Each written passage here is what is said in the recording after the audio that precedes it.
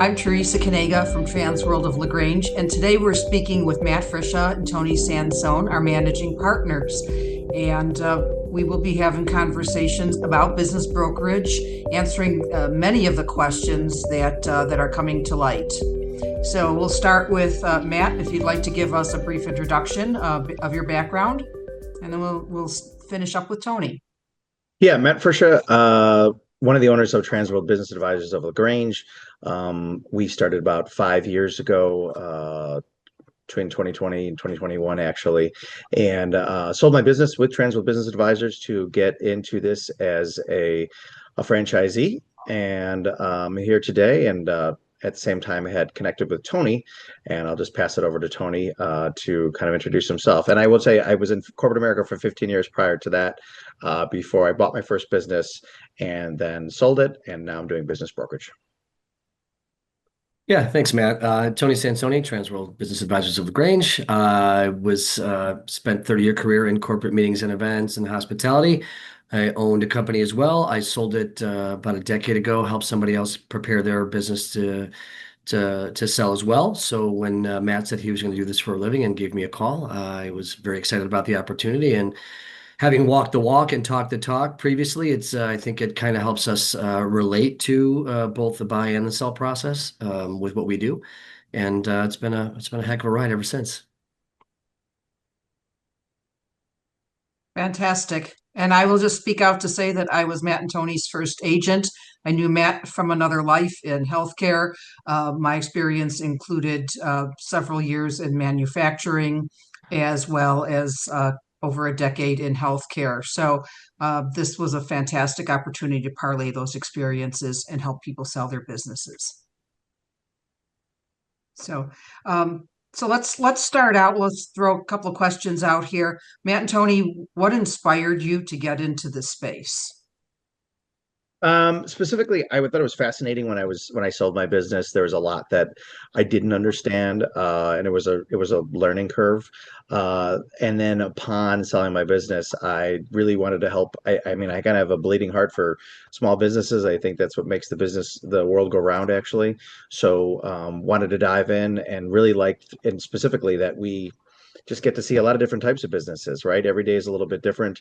Every business is a little bit different. How people run their business is a little bit different. So it was just fascinating to me, and really, really enjoy when it's a good buyer and a good seller to see somebody get across the finish line. For somebody who maybe is retiring or trying to get out, or somebody's just looking for a new opportunity.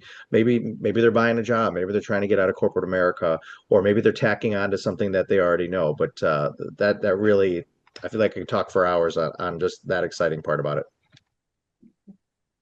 Any aha moments in what you do?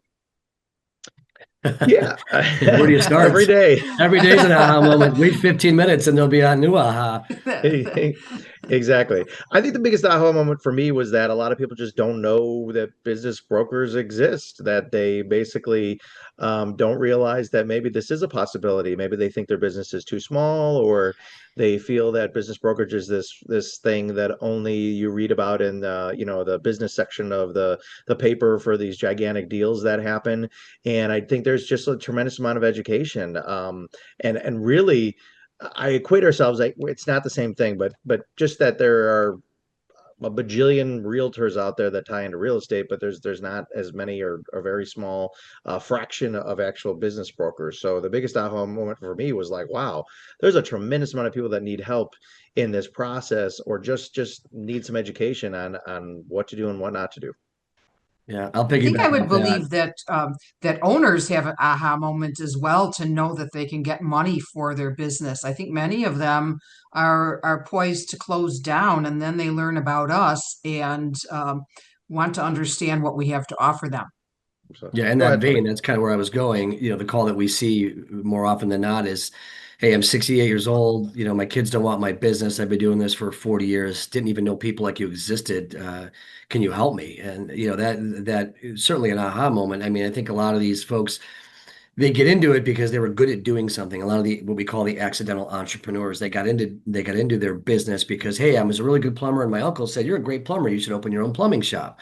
And then before you know it, now you have a business and now you have insurance, and now you have all these things, and they're really good at the plumbing side, but the exit strategy might not have been, something that they paid a whole lot of attention to early on. And they're just they do it for 30 years, and they get to this point now where, well, geez, I don't want to do this anymore. Now what? And I think that's an aha moment for them as much as it is for anybody else.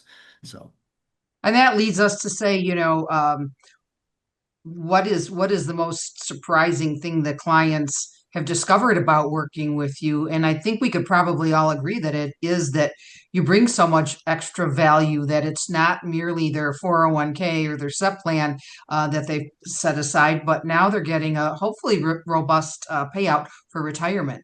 mm, I would say that as well. I think the only other aha moment that I see a lot right now is there's a lot of, and I apologize if I'm jumping ahead here a little bit, but the biggest thing is that there's so much information on the internet. Some of it is misinformation and some of it is not.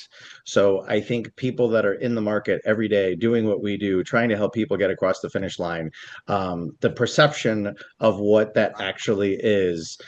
Some people are super realistic. They understand. They have somewhat of a clue, and some are like way outside of what the actual reality is, which is kind of interesting to have that discussion with them. And I can kind of discuss a little bit of that later later on, because there's a lot that I really want to get across for buyers and sellers right now. We know you will, and that's always the first conversation that people have. Some of the really preposterous ideas about business brokerage and buying a business. So definitely, we look forward to hearing from you on that a little bit later. But for now, Tony, Matt, if you weren't doing this, what would your ideal career be? Next to selling businesses. Next to selling businesses. Is that like what tree you would be if you were on an island or something like that? Or no, I'm kidding. No, I mean, Tony and I have played in a band for a very long time. So if it was music and learning languages, I would tour, and I'd be playing music, and hopefully my family would be tagging right along with it as well, and touring, and being maybe a full-time musician. I'd probably go with the same thing. I don't know. It's probably the second thing I'm most passionate about. I would do the same thing. And then we Awesome. thought we probably need money, so that might be a bad idea. So we better sell a couple more businesses. And we know that those are far seconds to selling businesses because we all are just enamored with what we do all day and every day. So now think about this one. How would you describe Transworld La Grange in 3 words? If you had just 3 words to Wow. describe Transworld of La Grange, our team, what would that look like? That's wow. That's great. I should have been more prepared for this. I would say trustworthy is one in that regard. I would also say honest is another one in regards to just being very direct with what their situation is, and I would say experienced in that regard as well, because we do this all day every day. This is all we do. I agree. Yeah, trustworthy was my first one. Active. We're a very active office, so I would say active. And I would say you said experience. I'd say professional on top of it as well. We've prided ourselves of being very professional in careers, for 30 years prior to this, and I think we carry that right into what we do here for sure. I've got 3 of my own that I'd like to use, and one is tenacious because Great one. it takes tenacity to continue to put together deals after they fall apart, and deals do fall apart. Collaborative is another thing, and creative because sometimes a deal will fall apart, and we need to be creative in putting it back together again and not make the same mistakes again with the same deal. So. Maybe Um, Scrappy might be in there too. Yeah, Just I thought Scrappy, that might be too tenacious pedestrian, but yes. exactly. sure. So now here's an interesting thought. How does your experience across the industries in which you have been in over the years give you an edge to what you're doing Yeah, at so as you Transworld? mentioned, Teresa, you and I met in the healthcare. So healthcare it certainly was a easier lift when you've been in that type of business, you've run that type of business. I was in home care, so certainly that becomes a little more natural when you've actually run that type of business, you've worked in that type of business. But what I find is as you do more of these deals And Tony says this, and I think it's you use the word expert a little loosely sometimes based on the fact that if you sell a certain business in a certain vertical, you learn a whole bunch. Now, you don't have to be an expert in every category to work with a business broker per se. I know there are some very specialized brokers that do some very specialized things, people that just sell restaurants. We saw our good friend Rex last night who does just dental practices. So he's very, very good at that. Um, and I would just say, as far as we're concerned, we're starting to see some trends, right? Over time, we start to see some trends in service-based businesses that we see more and more over and over again. Specific healthcare related businesses, daycares, education as well, and kind of fun when they're really specialized too. We've seen a decent amount of engineering as well, so that gets to be, I guess, more fun and what makes it interesting as we do these sales. Yeah, I had the good fortune in my previous life to be around a lot of different types of businesses.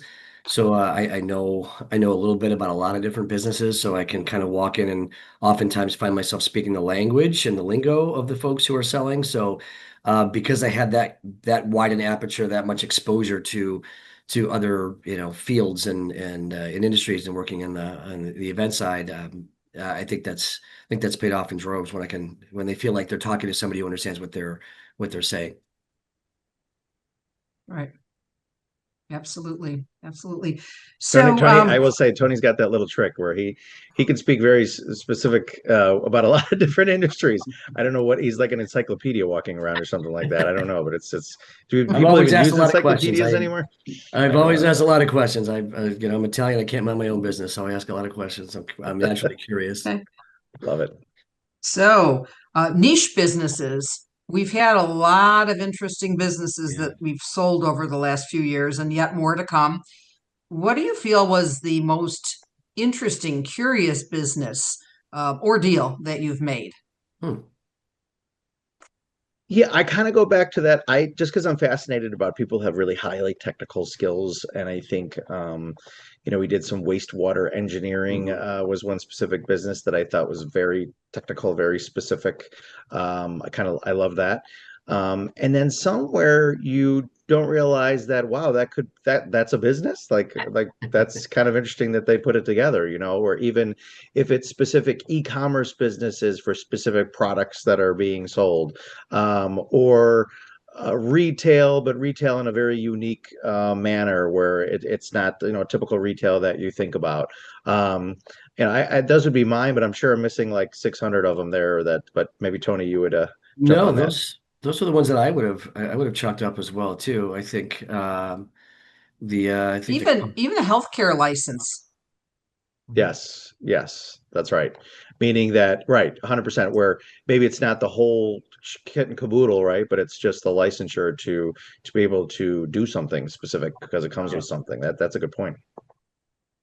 absolutely. Right. So, how do your core values of integrity and I think you called it trustworthiness show up in the day to day of what you do? And Yeah. the second part of that is why is relationship building more important than just closing deals? And I know we could all speak to that. So, Absolutely. I think biggest thing is, as it's the unofficial motto of Transworld, good deals for good people, and that focuses more on, and unfortunately, some of the business brokerage out there is a pretty low bar where people are just trying to jam deals or trying to just get to the finish line to get a commission. And there's a kind of a false narrative out there. I think that that's all the broker wants is to just force a deal to the finish line. I think we're very patient with people to there's folks that want to call 4, 5, 6, 7 times to, ask questions. And I'm happy. I know everybody on this call, because we wouldn't be working together if this wasn't the case, but everybody on this call is happy to be a resource for somebody.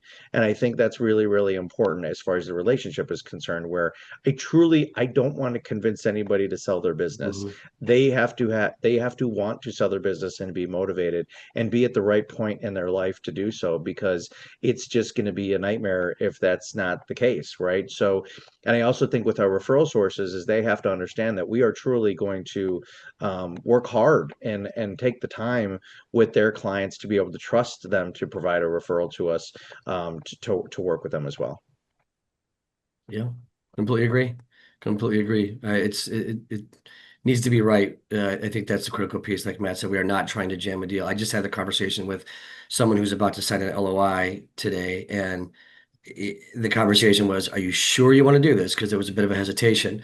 I said, we can keep at this if you're uncomfortable. He's like, I said, I'm not trying to jam the deal. He's like, I know that would be the last thing you're trying to do. I just want to make sure we're clear. So I just had that very same conversation. It's like, it's got to be right. It's got to be right across the board.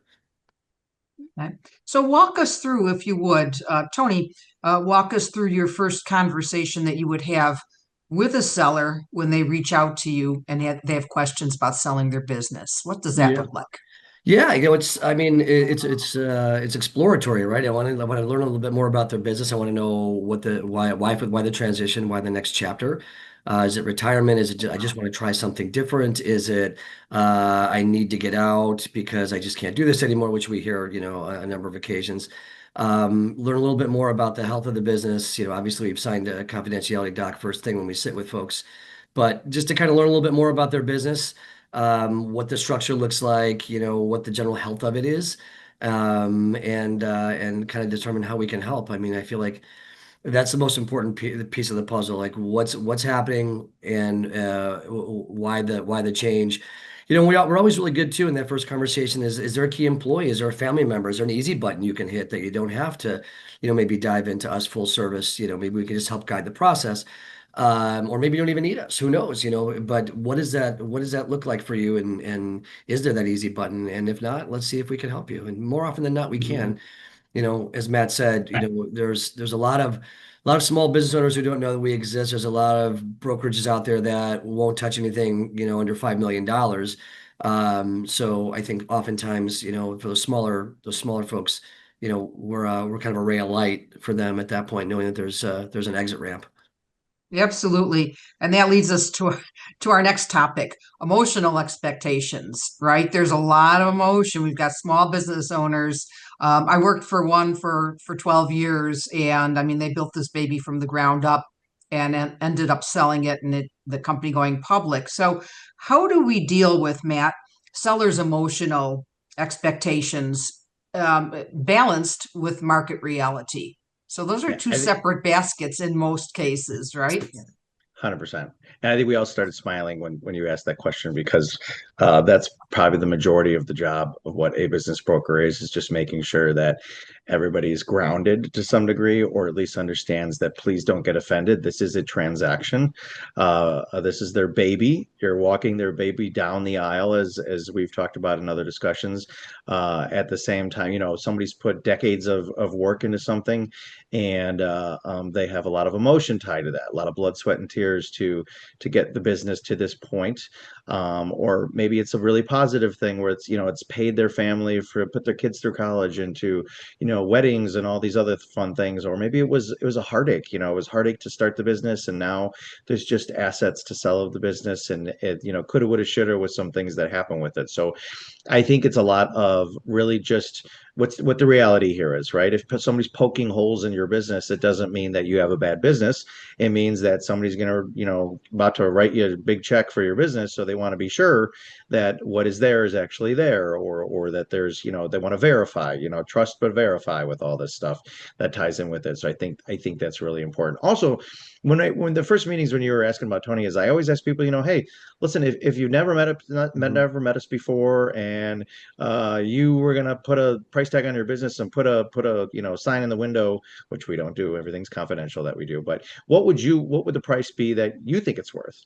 And I think it's always very telling to kind of just see where they stand as far as expectations, because I think expectations are extremely, extremely important in the end. And I think we've seen them on both ends of the rail. Sometimes we'll see them Thousand. saying, "You're my trusted advisor. You tell me what it's worth." And then we have people with insanely unrealistic expectations of what they should get for their business. So it's really interesting to sift through that and explain our process. That motivates us a little bit more to explain that it basically is going to be numbers driven as at first blush anyway.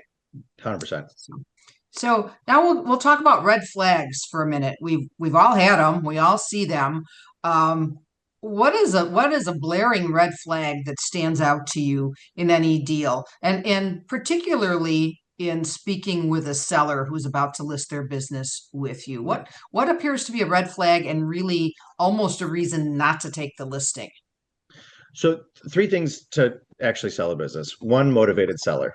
Okay, so one is, and again, I'm parroting. Tony and I see each other so much every day that sometimes I'm just saying what he's saying sometimes. But it's that whole I have time. I have time, so but if you have time, it doesn't mean somebody's going to overpay for your business, right? So I think that's number one, motivation seller.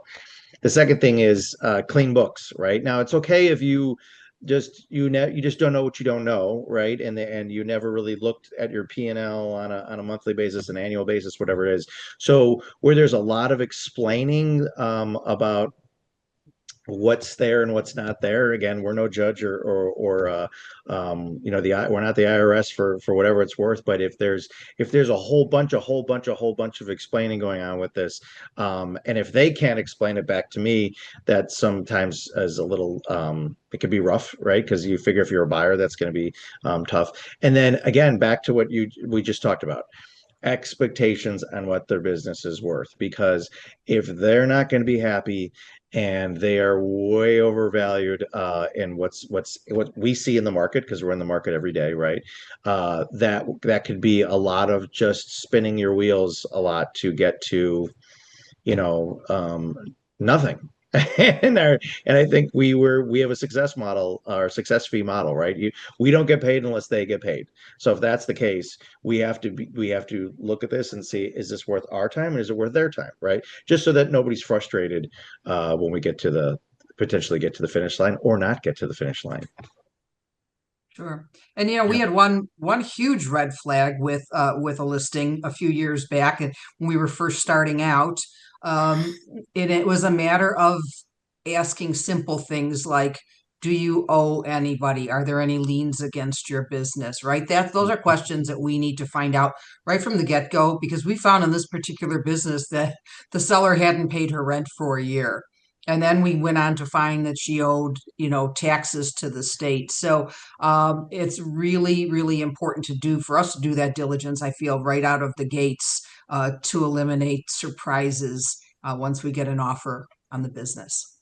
3 words: disclose, disclose, disclose. They're going to find it anyway.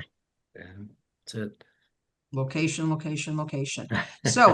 So how do we connect? And Matt and Tony, I know you guys love to talk about this because you do so well at this.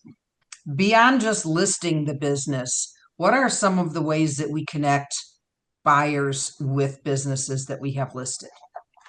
Yeah, so I think we pride ourselves specifically in our office, and not all offices are the same. So I just want to be very clear about that. We talk to a tremendous amount of buyers because buyers say stuff and buyers are looking for something. They clicked on that listing for some reason. Either they're trying to get out of corporate America, or they have money in their pocket to burn, or they or just the idea of business ownership is very exciting to them.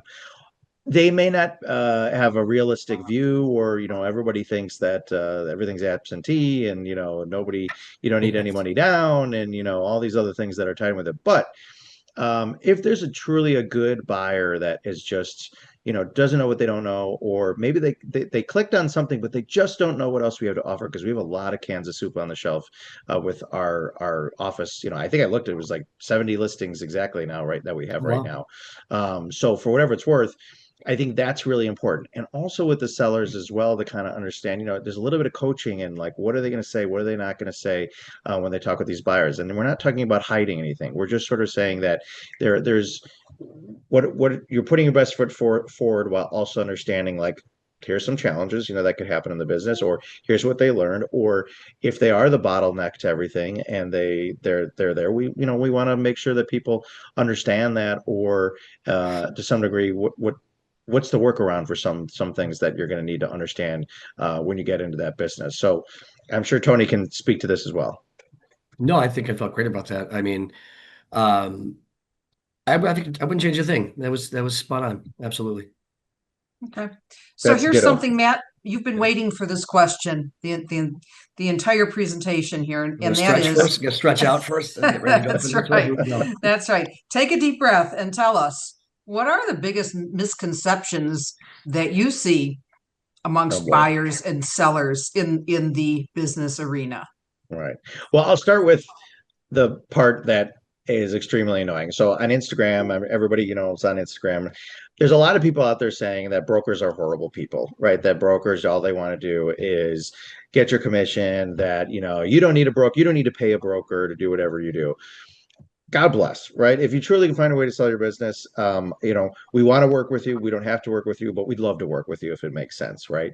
But what's happening is the business is selling you a course to buy a business that you're paying for.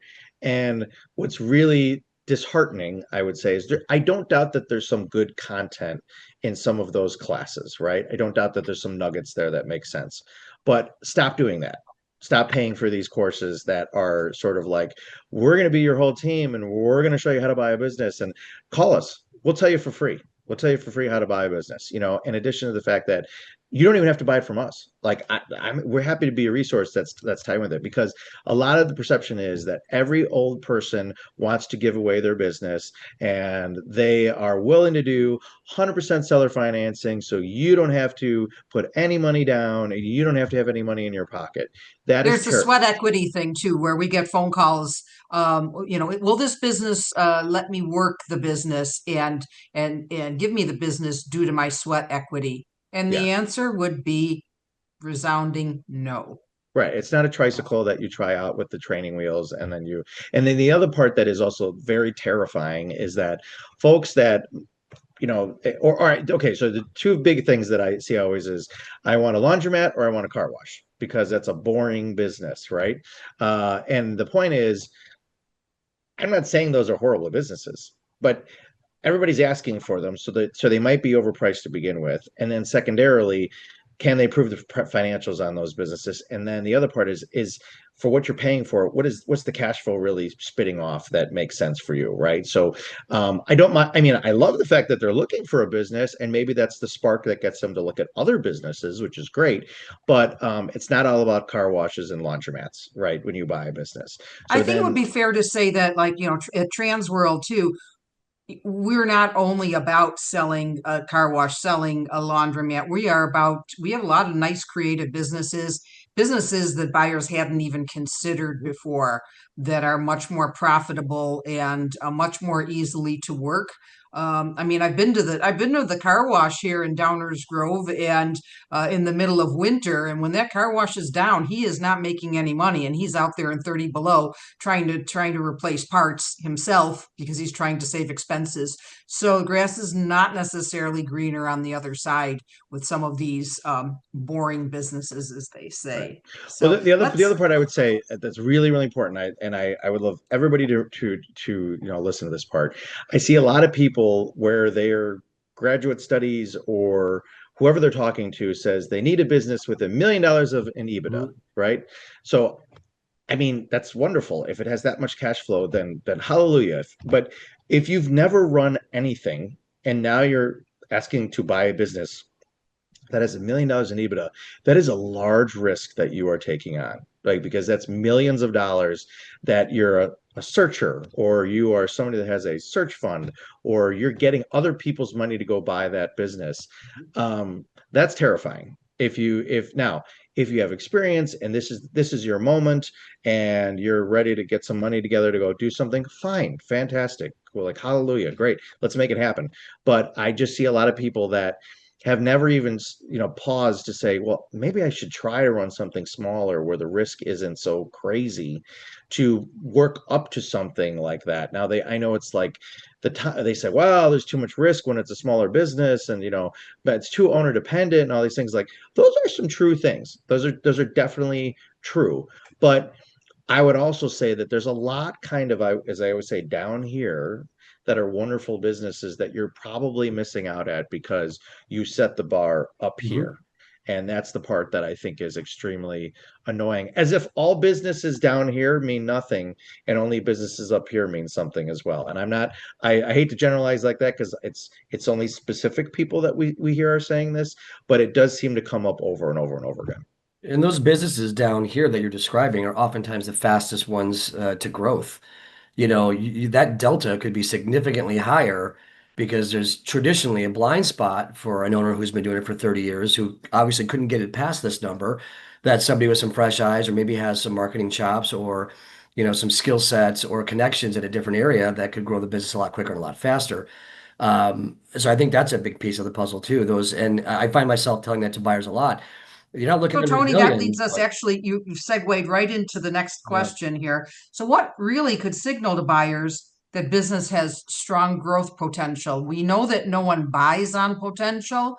However, a lot of buyers are savvy and they can identify opportunities. So what do you feel is a good signal that a business is poised to be taken to the next level without a lot of extra effort? I'll jump on that one first because it's kind of that expression that I use. A lot of people are looking for something that's dusty but not rusty. So, again, it piggybacks off exactly like you said, what I was just saying.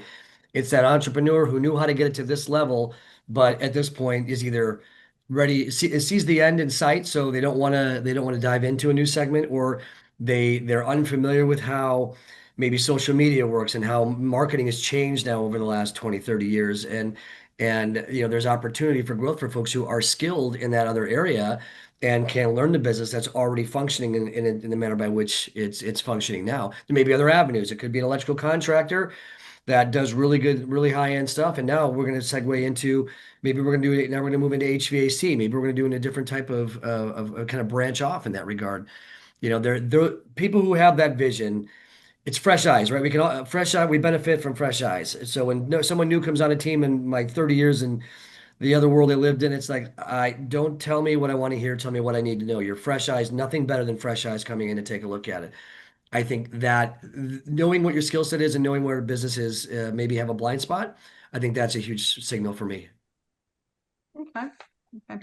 So You one know, of the things that we run into, I'm sorry, Matt, do you have something to add to that? No, the other thing I would add to that is just look at the industry, look at the vertical, right, that you're trying to get into, right? Like do research on the vertical where it may be very saturated at this point. And some of these industries have a curve, right? Like there's curves where people are getting in and out of these particular businesses. The reason why people a lot of buy a lot of plumbing businesses and HVAC is because you don't wait when your plumbing's there's something wrong with your plumbing, right? You have to take care of that plumbing problem right away. So it's something that it needs to happen. Healthcare. Teresa and I worked in healthcare where you can't dodge aging, right? You're going to age and you're going to be older at some point. So even if that's a little bit saturated, it's a very segmented business where there's a lot of small people on their own little islands. I don't see like a ton of roll-ups and certain types of businesses that are tied to. And then the last part I would say is really see is about that saturation, right? There's certain things if there's licensure, look on the state website. How many licenses have been issued for that particular type of business for the geographic area that you're in, right? I just would say, take some time. Chat GPT it. I don't know. Ask what's out there in regards to growth, for that matter. Right. Just do your homework well is our recommendation there. Yeah. So let's go back to we may have a large company. We had a $5 million manufacturing company. 80% of their business was due to two clients. And so the other 20% was the responsibility of 20 other clients, right? How do we deal with those things? And why is addressing that diverse customer concentration very, very important right from the get-go? Yeah, because every buyer is going to be terrified that one particular client is going to Mhm. fall off, Well, and they then should. they have, they went from a certain amount of revenue to 50% of that revenue overnight. So And it's lenders as well. Yes. 100%. So Thousands. it is a valid concern. So do you have contracts? Are those contracts transferable? Are those contracts do they have a specific time frame that's tied in with it? Maybe they don't, but there are really interesting ways to work in a deal structure to potentially account for some of that risk, right? Is the seller staying on in a consulting role to make sure that that relationship transitions? Is there a certain amount of money in escrow that, is utilized in the if and when scenario something happens, right? Are there different just basically things that come up that have to be, to your point, addressed right away, so at least people understand. So you don't want an oopsie that, oops, I forgot to tell you, we're 30 days in, 60 days in to this deal, and you find out about that after the fact. So, so part of the selling here has to do with brand reputation. And what are each of your collective opinions about brand reputation factoring into the valuation? That's part number one. And also then, what can the owners do? Because we have suggestions for sellers and during that first meeting about what they can do to enhance the value of their business. So, what can an owner do to boost their valuation, the reputation, to enhance their valuation? Yeah, I'm not saying your reputation doesn't mean anything, because it certainly does. It absolutely does. But people review things. They look at your reviews, right? Is this business loved, or is this business got a lot of problems and it got a lot of one-star reviews for some specific reason, right? That's important. Now, people buy businesses that have bad reviews all the time because they feel that they got the assets are good and they can turn them around. That's fine as well. So I think the reputation, it's all what it can do is make it easier for somebody to feel more confident and moving forward with it. Is there a specific dollar amount tied to brand reputation? No, unfortunately. There's not a metric that says if I'm this good, then I should get X amount that's tied with it. It will help us with strategic buyers, though. If you have a pool of people that love this business, know about this business, have been there with their kids, you know what I mean? Or there's an affection to it as well. Obviously, that maybe brings more unicorns out of the woodwork, right? That maybe would be willing to pay a higher value for that particular type of business. But I think the biggest thing is that all these things that we talk about, because we always tell people, call us a year in advance, call us 2 years in advance, call us 5 years in advance of selling your business, because there probably are some small tweaks that we can be telling you about how your P&L is set up, or a big one, are you taking a salary? Thank If you're you. taking these, like, are you taking a draw? And then there's like different things that can happen there where maybe it would be just a lot easier for you to get the value of what you're giving yourself, right? Like, how you run your business is how you run your business. I mean, that's the beautiful part here in the United States of America, is you can run it however you want, right? But there are some levers, though, that you might be able to pull early on that will save you a ton of agony down the road when you're ready to get out of that business. Well, and that leads us to skate into the next topic, and that is standard operating procedures. So, why do buyers value a documented system so much? And what can our sellers do? What's one improvement they can make to enhance their value along these lines in terms of having processes and operating procedures at the ready for the next buyer? Yeah. I know my answer, but I'm gonna pass this to Tony on this one. Well, I mean, why? If the question is why is that important? I mean, it makes the system repeatable, and it gives the buyer comfort in that, when the seller leaves, that there's something in place that not only they will understand it better, but when anybody else comes in, they'll understand it because procedures are in place. So, I mean, it's critical. It makes the process repeatable. It standardizes, and it creates consistency. Consistency creates growth. Growth creates profit, and profit, adds to the value of your business. So what is one thing that our sellers can do to enhance this? We'll have it in place. I mean, first of all, you'd be surprised how many don't have that in place. So that's a huge piece of the Okay. puzzle. I would say, first of all, make certain you do have something like that in place, and make certain that everybody who comes in gets trained on it that way. I mean, I think that's where we're going with the question. But Matt, go right Okay. ahead. I can't wait to hear what you got to say. My Sure. biggest thing is I can even simplify this even more. People aren't buying what's in your head. They're buying Boom. what's on a piece of paper. Boom. They're buying what is I can find in a drive, right? To tell me how to do that, right? So we always say this, the more and it's it's a weird thing, right? Because people are so proud that they put so much time and effort into their business and they know I know where every nook and cranny is in this business, right? But that's very difficult for somebody to learn your decades of understanding, like how you deal with people and what happens with it. So and on one level, it's great for you that you're so involved, but you probably, like myself, and I'll be the first one to admit, I was the bottleneck in the business that I sold. We were growing a lot, but people were asking me a lot of, like, oh, we got to call Matt. We only want to talk to Matt. Let's talk to Matt. You know what I mean? And not being the guy or that particular person, and knowing that you have staff that you can empower with things, you have systems that you can empower things, you have things on a drive that are we're in 2025 when we're recording this right now, like things that make it digitally easy to do things is really, really important. If everything is on paper, you're behind right And now. So that ties in with the strong management team issue. So, in our opinion here, how does a strong management team impact the business value? And number two, what should business owners do to keep their key employees through the sale and to transition with the new owner? yeah. I'd say specifically, so the value, this one we can put a finger on. If there's key management in place that can run the business without you, you probably can get a higher multiple and higher value of your business. That is for sure.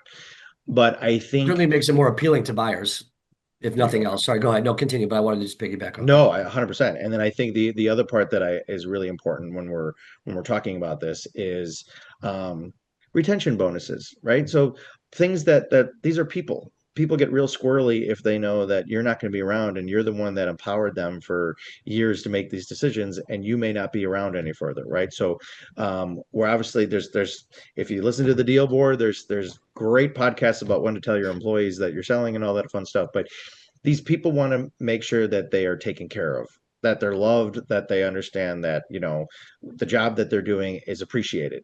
So show them that they're appreciated. You know what I mean? Like if you're heading out the door, thank you so much. You've helped me up to this point. I can't be in this business forever. I will eventually have to retire, but you're in the next 10 or 20 years, you're going to be with this person. But we want to make sure that you are here to at least hear the new seller out. So is there a retention bonus that even as part of a deal structure? I mean, Tony's seen this, and we've seen this where they've even put money aside to say, okay, well, here's our retention bonuses that we're going to have for people to make sure that they get something for this part of it, right? Or if there's even itty bitty small amount of equity in some of these things as well, where I wasn't telling you to give equity away in your business, but if somebody's really done you the solid for the last 10, 12, 20 years, like maybe they deserve something, for that. And I'm not saying how much or whatever it is, but that's some pretty big buy-in, right? To understand Great, great that thoughts. transition. Mhm. So we've got just limited time left here. We're going to wrap up really with just a few summarizations here, right? So if you are speaking to someone who is desperate to sell their business and you have one thing that you can share with them this afternoon, what would that be, Tony? Take a salary, take a W-2 salary. And now, mind you, I say that because, we're kind of in the midst of that with a few deals right now. But, take a W-2 salary. Um, okay, I get granular with that, but I would tell you this overall: start planning your exit 3 to 5 years out. Talk with someone who can tell you what that needs to look like, particularly us or someone who does what we do, who understands what is necessary to have in place when you're ready to pull the trigger. Because and I say this all the time, we can't recreate history for you. We can't go back in time to change this for you. And when you get to that day when you're ready to throw the switch and it's go time, you need to have certain pieces in place, not the least of which being your W-2s, some portion of W-2 salary on the books. But your books cleaned up, maybe some things managing your P&L a little bit different, maybe things that are, helping with the balance sheet, those types of things. Every business is different. The tenets of selling a business for most businesses are pretty similar. However, there are certain tenants that you need to be looking at, 3 to 5 years out, because we just can't recreate that time. Thank you. Matt, who should be on your deal team beside your broker? Yeah, so this leads into, like, what I would impart with people before we leave here today is that good attorney, right? And my biggest point is research. I know it sounds so simple, but research, where when we give people attorneys to work with, and again, business attorney, please, not your divorce attorney, not your real estate attorney, a business attorney that does M&A. Ask them how many deals they've done in the past year, and talk to three. So we have a resource sheet that we give to folks like that have multiples on there. Talk to three. Talk to three business brokers. I don't know. Talk to three people that potentially you'd hear about. Talk to your wealth advisor. Like what? And is it a wealth advisor that is a true wealth advisor, or is it somebody that's just helping you grow funds, right? Do they have an exit strategy? You're going to get a huge amount of money, maybe potentially. That could have huge consequences for you with capital gains and all these other things that are tied in with it. Is somebody? I mean, you have to pay taxes, right? Like, you can't get around that. But are there some things that you could have put in place, to Tony's point, 2 years ago, 5 years ago, 10 years ago, that right now that maybe might be a tax minimization strategy, right, that ties in with it? And then the last person that would tie with it is your people talk about their board of directors, that's tied in with it as well. I know you need a good accountant, but if your accountant is telling you how much your business is, or get a valuation, is my biggest thing, is to get a valuation, know where you're at today. And we selfish plug here, or as we sell those, obviously, if you want to do them with us, or there's other folks for that, a selfish plug, I should say. But point of being that is that's another great thing as well. So also your accountant and helping to make sure that your books are correct and that you're asking questions monthly, annually. Why is that here? That doesn't look right. Or, a lot of people, it's like the first time they've ever looked at their P&L before is when they started to sell. And it's like, whoa, like I don't know I was doing that. I mean, because they're seeing what's in the bank, and they're seeing what they're paying to Uncle Sam. And that seems to be what's only important to them, which it is important. But there's other questions you could be asking as well. Absolutely. So I think we all agree pretty much that the first thing someone needs to do if they're intending to sell in next year is to get a valuation, is to reach out, get an evaluation, get an assessment of where your company is right now, what you can expect right now, and what it may be worth in the future, with a few peripheral shifts, if you will. So, and our last question is this: what is the best way for someone to get a hold of us at Transworld of La Grange? I'm glad you asked, Teresa. They're at tworld.com /La Grange. So there's a ton of great Transworld offices all across the country. It's a really, really well-known brand. We have people don't give out phone numbers anymore, so you will see it. If you're watching this online, you can probably click to exactly where we're at. We have a LinkedIn page, we have a Facebook page, we have, a website, all that other fun stuff. But I just say, we're specifically in the La Grange area of the Chicagoland area. There's other great Transworld offices here as well. Call one of us up and talk to us, and happy to take you through the process. Matt Friscia, Tony Sansone, thank you so much for the information. And everyone out there, please look forward to our next episodes. We're going to be doing a deeper dive on things like due diligence, financing, many other items that are of interest to both sellers and buyers alike. For now, have a great day. Thank you.